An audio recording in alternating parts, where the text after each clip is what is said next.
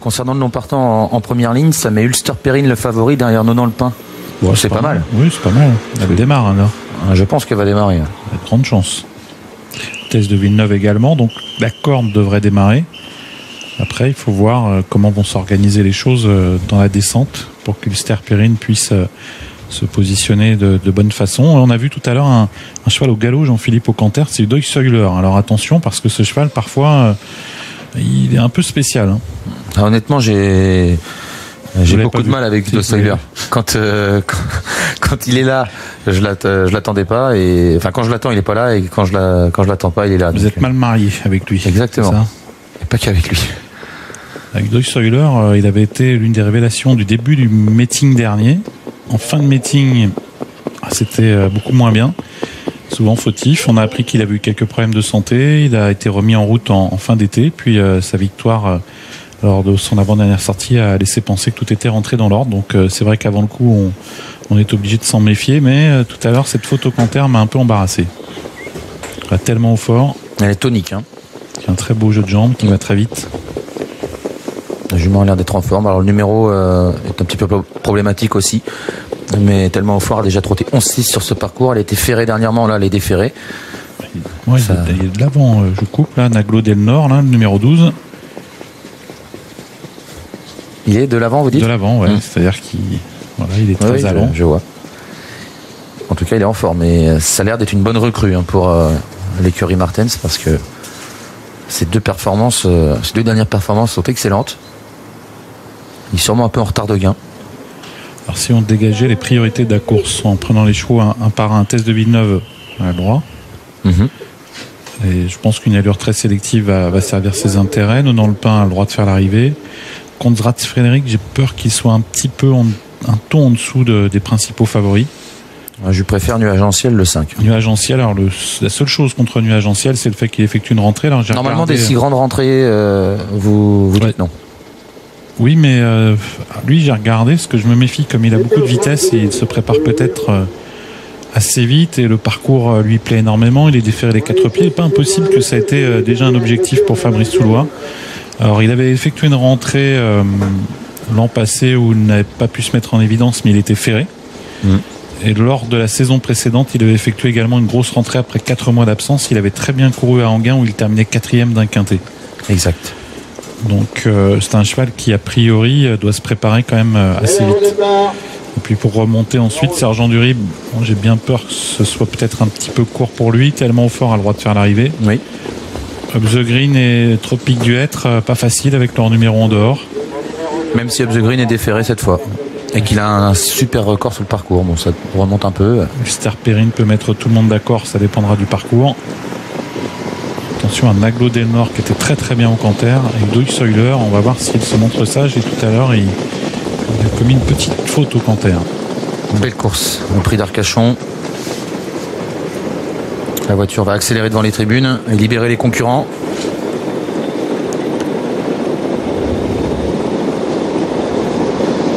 Allez, c'est parti pour la 4e, tellement au fort démarre très fort tout en dehors, alors que le 4, la Konrad Frédéric, c'est bien parti. Test de Villeneuve a été un petit peu reprise ou prise de vitesse, et puis le numéro 6, Sergent du Rib, a pris un excellent départ lui aussi, tout comme Nuage en Ciel qui est déjà dans le groupe de tête. À l'arrière-garde, il y a Ulster Perrine avec également Tropique du Hêtre et Udo Zoiler. Ulster Perrine favori qui cherche à quitter la corde en queue de peloton. Udo Zoiler est à ses côtés. On a également à l'arrière-garde le numéro 9, Tropique du Hêtre, qui s'est laissé glisser à l'arrière du peloton en début de parcours. Tellement au fort qu'à l'avantage, et Olympique Chronos qui vient se porter à ses côtés. Concurrents qui sont en bas de la descente, ils vont attaquer la plaine, tellement au fort le 7 à l'avantage. Olympique Chronos qui lui met un peu la pression. Konrad Fredericks est en 3e position devant Sergent du Rib. Nonan Le Pin, Nuage en Ciel est en 5e position. Kazakh Rouge devant encore le long de la corde Capello Bob, avec également Test de Villeneuve et Naglo Del Nord. Les autres sont un peu plus loin, l'image de Ulster Perrine à l'arrière-garde avec Tropique du Hêtre, avec également Udo Zoiler. Direction la montée, tellement fort qu'il va revenir prendre le relais devant le 14 Olympique Chronos, suivi par Konrad Fredericks et le numéro 4 Kazakh Jaune à la corde. corde devant également Sergent Durib avec Naglo Del Nord qui tente de se rapprocher. Tess de Villeneuve qui est au contact également. Ulster Perrine, le favori qui patiente toujours à l'arrière du peloton. Ils sont allés très vite dans la première partie du parcours. Une 7-1 en bas de la descente. On est maintenant à 1 km de l'arrivée. 1,95 pour le chrono. Tellement au fort à l'avantage. En deuxième position, il y a Olympique Chronos devant Conrad Fredericks qui évolue nez au vent. Sergent Durib est sur une troisième ligne à la corde. Nuage en ciel patiente alors que Ulster Perrine passe à l'attaque tout à l'extérieur. Dans son sillage, il y a Tropique du Hêtre avec également Udo Zoiler qui se rapproche. Ouais, ça vient très très fort en dehors pour se diriger vers le tournant final avec le favori Ulster Perrine qui porte son attaque et qui vient mettre la pression sur Tellement au fort qui a du mal à répondre. Au centre, Conrad Frédéric. En dehors également Tropique du Hêtre qui vient bien. Également Udo Zoiler qui fait un gros effort. Là, Tess de Villeneuve est enfermé, tout comme le numéro 12 Naglo Del Nord. Il reste 500 mètres à parcourir. Ulster Perrine qui a pris l'avantage maintenant avec Tropique du Hêtre dans son sillage. Conrad Fredericks qui est troisième alors que Tellement au fort a complètement plafonné. Nuage en ciel est toujours dans le coup. Il est en troisième position accompagné par Udo Zoiler alors que Tess de Villeneuve va tenter de revenir d'assez loin. Bientôt l'entrée de la dernière ligne droite avec le numéro 11 Ulster Perrine qui a l'avantage. Tropique du Hêtre dans son sillage devant Nuage en ciel, Udo Zoiler et à l'extérieur Tess de Villeneuve qui va tenter de bien finir en pleine piste. Il reste moins de 200 mètres à parcourir. Ulster Perrine qui lutte avec Tropique du Hêtre. Tropique du Hêtre qui déborde Ulster Perrine maintenant dans les 100 derniers mètres. Nuage en ciel termine bien avec également le numéro 1 Tess de Villeneuve pour les places. Le 9 Tropique du Hêtre l'emporte. La deuxième place pour le numéro 11 Ulster Perrine devant le 5 Nuage en ciel et le numéro 1 Tess de Villeneuve. Le 9 devant le 11, le 5 hélas, le numéro 9 qui a fait fi de son numéro en dehors. Tropique du Hêtre qui s'impose vraiment plaisamment. 20 € pour sa cote individuelle. La cote écurie est proposée à 12 €. Il faisait écurie dans cette course avec le 6 Sergent Durib. Le 9 Tropique du Hêtre devant le 11 Ulster Perrine, favori de la course qui s'est bien défendu mais qui n'a rien pu faire face à son rival dans la phase finale. Le 5 Nuage en ciel termine 3e. Et là, Tess de Villeneuve 4e et la très bonne note de la course, c'est le 3 dans le pain qui vient prendre la 5e place après s'être retrouvé en queue de peloton dans le tournant final. Il est vraiment performant en ce moment, Tropique du Hêtre.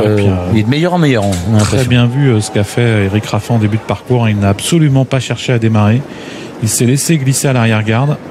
Et puis ensuite, lorsqu'il s'est rapproché dans le siège d'Ulster Perrine, il a pu garder le contact du favori et venir le dominer dans la phase finale. Bon, ils ont été avantagés par le rythme très soutenu dans la première partie de la course. Une 7-1 à 1500 mètres de l'arrivée, une 9 au kilomètre. Alors quand ils sont venus en montant, évidemment, ils ont fait une belle différence, mais c'est quand même une très grande performance de la part de Tropique du Hêtre. Ulster Perrine a été magnifique lui aussi parce que finalement il a ramené celui qui l'a battu à la fin dans la montée. Il n'a pas démérité. Tellement au fort est allé peut-être un petit peu trop vite avec Olympique Chronos. Ces deux-là ont payé leurs efforts. Et regardez, Sergent Durib a bien fini, Sébastien. Vous parliez de bonnes notes. Ouais. Il est pour l'instant un petit peu ligoté à l'arrière. Et puis dans le pain. Kazakh Blanche. Voilà, deux chevaux qui terminent plutôt pas mal. Dans le pain à suivre au trop monté, parce que c'est une jument qui est capable également de très très bien faire dans l'autre spécialité. C'est vrai qu'il y a des bonnes notes. 1,19 pour la réduction kilométrique. Oh, c'est canon. De Tropique du Hêtre. On a vu une course qui est allée vraiment très très vite.